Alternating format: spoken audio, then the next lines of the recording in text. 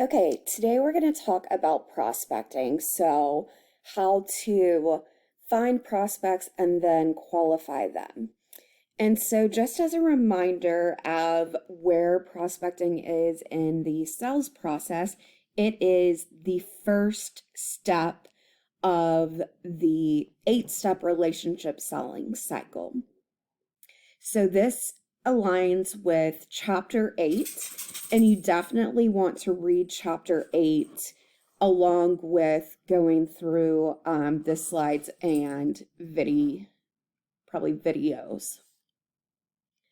So thinking about prospecting and just what is a prospect. So if you remember, a prospect is a potential customer. So if your job is not exclusively relationship management, managing relationships, then you are going to do some type of prospecting. So going out and looking for potential customers. And so the more potential customers you have, the more prospects, the more likely you'll end up at the end of the day with actual customers. So ideally, the process looks like, one, I qualify the leads that I get. So going through any pipeline, going through any leads, going through any of my own actions, and we'll talk about those in a second. I'm going to qualify those. Before I ever meet with them, I'm going to try to nurture my leads. So just keeping in touch, making sure I know what's going on with them, and along the way add value, which we've talked about many times, the importance of adding value for your customer. You also want to be communicating that with your potential customers. So how do you get from a lead? And so oftentimes from marketing or your CRM system, you will have leads. So how do you get from there to a qualified prospect? So you start with a lead, maybe it's a list. From there, you start calling the list, maybe you get a prospect, or you start researching them on LinkedIn and you reach out to them to truly qualify your prospect. And I've mentioned this before, they need to be mad.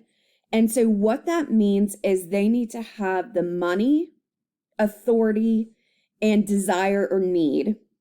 And sometimes we help create that need, but money, are they going to be able to actually afford to make this purchase, or is there financing or some kind of options? Authority, have they been told by the final decision maker, please go research like products to fulfill this need, or are they the final decision maker? Sorry. So for instance, to give an example of the first situation, we were looking in my investor relations for a new CRM software specific to investor relations that also had like a side where you could run reports and such. And so my boss, who would be the final decision maker, tasked me with going out and finding what our options are, researching them, have initial meetings with people, and then later down the line, bring her in. So that could be an example of, am I making the final decision? No.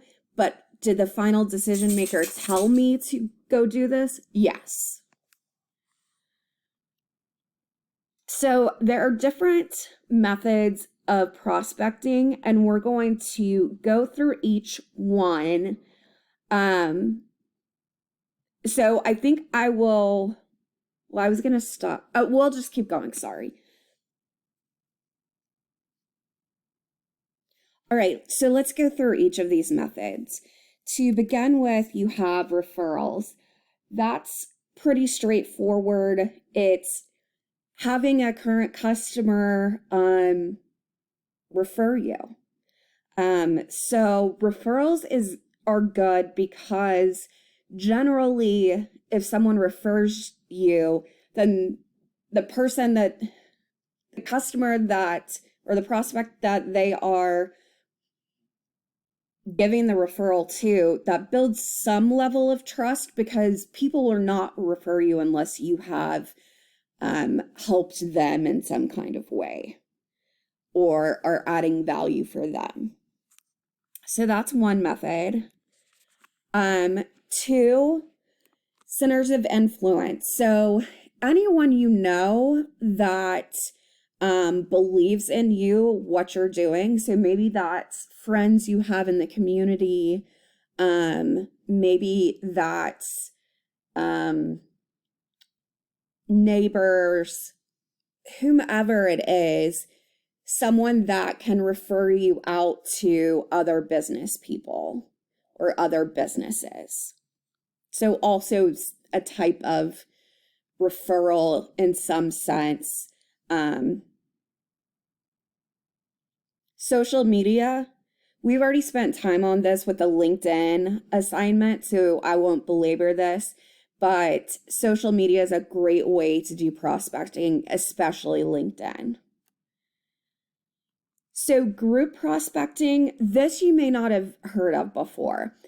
I see this more in like medical sales. And so what would happen is maybe a medical sales rep books maybe a room at a conference room at a hospital, provides lunch, gets a group of doctors, nurses, whomever in, and as a group is telling them about their product or service. So then you have a bunch of potential prospects in one place. And then, like the slide says, afterwards, you can follow up with interested prospects. So strategic calling, oftentimes referred to as cold calling. It's more strategic if you have some information ahead of time so that you're not going in blindly or cold.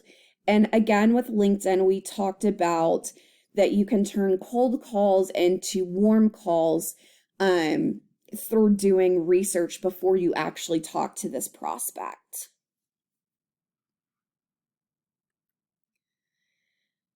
So this method, while it is a method, is not a very effective method. Direct email and mail, even now, like probably most of us have Gmail, promotions and junk go to a whole nother folder. So if you send out mass emails, then that's going to end up in someone's junk folder and they probably will never see it. As far as mail goes, I don't know about you, but generally I get my mail in. If it's some kind of advertisement, it's going in the trash. So I'm not even opening things. So for instance, at the company I worked for that's now GM Financial, at one point as a part of marketing, they had a person in charge of direct mail, which they ended because it was just such an ineffective method of getting customers. But it is an option. This goes back to referrals. Current customers that love you, are happy with you, whom you've helped, are a great source of business. So one from referrals, two from what the last couple of bullet points is talking about is upselling your customers. So upselling in the sense that either you're getting them to purchase something else from you, or getting them to spend more on what they're purchasing for you, or getting a larger share of their business. business and civic groups, a lot of times, like, let's say the City of Edmond, or the Better Business Bureau or someone like that, Chamber of Commerce, will have like a business after hours night where basically it's a networking event where you can get together with other business people in the community and just network. At these networking events, you're not there to sell, you're just there to make contacts. Then you follow up with them later on. These two really should go together. This is kind of a specific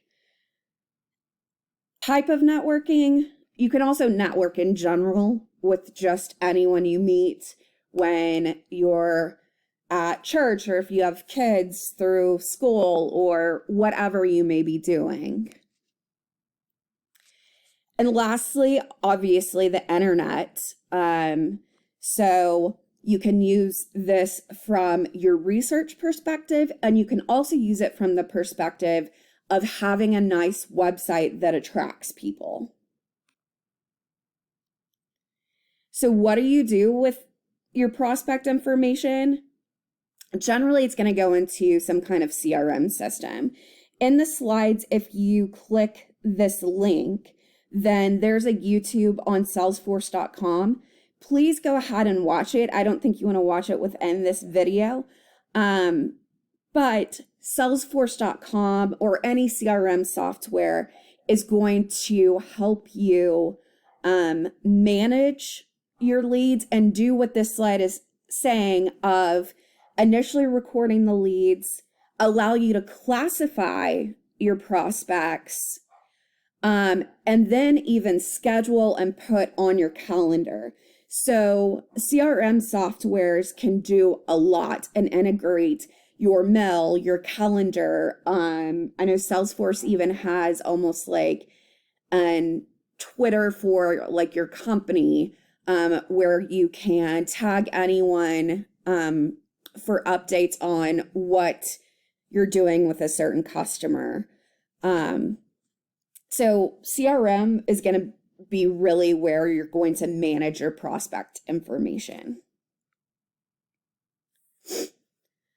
Other things to think about, analytics. So analytics in the sense of really statistics. So running predictive models or running regressions to figure out, how likely is this customer to buy in this certain situation? Or how likely are people from or businesses from a certain industry to purchase X product? You can figure some of that out through statistics, regression analysis, and all of those kind of things. All right, so I'm going to stop here.